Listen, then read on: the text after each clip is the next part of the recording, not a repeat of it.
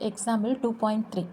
Show that the square of an odd integer is of the form 4q plus 1 for some integer qன்னு கொடுத்துருக்காங்க. So இந்த கொஷினுக்கான meaning என்னென்னு பார்த்தோம் அப்படின்னா, ஒரு add integer நம்ம எடுத்துக்கிறோம், அதை நம்ம ஸ்கொயர் பண்ணும்பொழுது, ஒரு ஆட் இன்டீஜர் நம்ம எடுத்துகிட்டு அதை நம்ம ஸ்கொயர் பண்ணும்பொழுது நம்மளுக்கு என்ன கிடைக்குதான், 4q plus 1ன்னு கிடைக்குதுன்னு சொல்லியிருக்காங்க.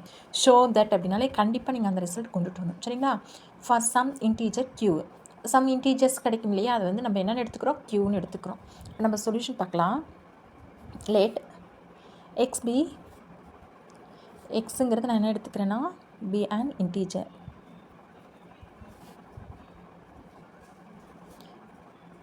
இனி ஆட் இன்டீஜராக நான் எடுத்துக்கிறேன். Let X be any odd இன்டீஜராக நான் எடுத்துக்கிறேன். சின்ஸ் இதிலேருந்து நான் என்ன சொல்கிறேன் அப்படின்னா, any odd integer is one more than an even integer. சரிங்களா? அதாவது சின்ஸ் இந்த கண்டிஷன் வச்சு நம்ம சொல்கிறது என்னென்னா, எனி ஆட் இன்டீஜர், ஒரு ஆட் இன்டீஜர் நான் எடுத்துக்கிறேன். எக்ஸாம்பிள் பாருங்கள், ஒரு ஆட் இன்டீஜர் 3ன்னு எடுத்துக்கிறேன்னு வச்சுக்கலாம். ஆட் இன்டீஜர் எதுக்கு ஈக்குவலாக இருக்குன்னா, ஒரு ஈவன் இன்டீஜரோட 1 மோர் அப்படின்னா +1. சரிங்களா? அப்போ ஈவன் இன்டீஜர் அப்படின்னா நம்மளுக்கு இது வந்து ஈவனா, அப்போ 2 எடுத்துக்கிறோம் +1. அப்போ ஒரு ஆட் நம்பர் நம்மளுக்கு வேணும் அப்படின்னா நம்ம என்ன பண்ண போகிறோம், ஒரு ஈவன் இன்டீஜரும் அதோட 1 ஆட் பண்ணும். இன்னொரு எக்ஸாம்பிள் பாருங்கள், 5ங்கிற ஒரு ஆட் நம்பர் எடுத்துக்கிறேன். இப்போ நம்மளுக்கு எப்படி கிடைக்கும், 4 + 1ன்னு சொல்லலாமா? இதில் 4ங்கிறது என்னது, ஈவன் +1. ஸோ இதுதான் இந்த கண்டிஷனுக்கான மீனிங். சரிங்களா?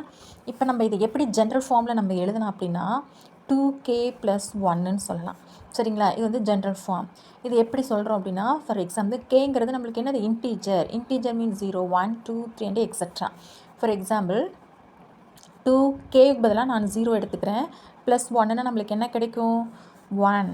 நெக்ஸ்ட்டு 2 × 1 + 1 அப்படின்னா நம்மளுக்கு என்ன கிடைக்கும், 2 + 1 3.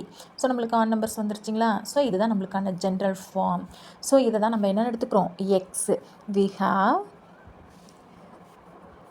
we have x = 2k + 1ன்னு எடுத்துக்கிறோம். ஓகேங்களா? இப்போ இந்த கண்டிஷன் வச்சு தான் நம்ம இந்த இடத்துல 2k + 1 கொண்டுட்டு வந்திருக்கோம். இதை நம்ம என்ன பண்ணணும் அப்படின்னா, ஸ்கொயர் பண்ண சொல்லியிருக்காங்க. நம்ம கொஸ்டினில் என்ன கேட்டிருக்காங்க, ஸ்கொயர்னால் நம்ம என்ன பண்ணுவோம், என்னடா square, x² 2k + 1 whole square. ஓகேங்களா? இது எப்படி இருக்குன்னா a + b ஹோல் ஸ்கொயர் ஃபார்மில் இருக்குது. So a + b whole square உங்களுக்கு ஃபார்மில் தெரியும்னு நினைக்கிறேன். a + b ஹோல் ஸ்கொயர் ஃபார்மில் என்னது, நம்மளுக்கு a² + 2ab + b². சரிங்களா? இப்போ இதில் சப்ஸ்டியூட் பண்ணிக்கலாமா? அப்போ 2k² + 2 × 2k × 1 + b² என்னது, 1².